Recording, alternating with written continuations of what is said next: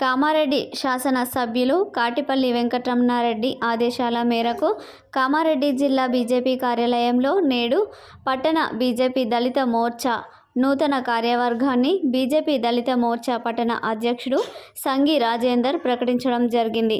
ఉపాధ్యక్షులుగా రాజు, నవీన్, కిషన్, కల్లూరి రూపేష్, ప్రధాన కార్యదర్శులుగా పత్రి నవీన్, పెరుమండ్ల గంగోలి, కార్యదర్శులుగా రవీందర్, సత్యనారాయణ, అశోక్, నాగరాజు, నరేందర్, కార్యవర్గ సభ్యులుగా సుత్వరి స్వామి, కొన్నింటి గణేష్, శేఖర్, భరత్, శివకుమార్, రవి, శివ తదితరులు నియమితులైనట్లు తెలిపారు.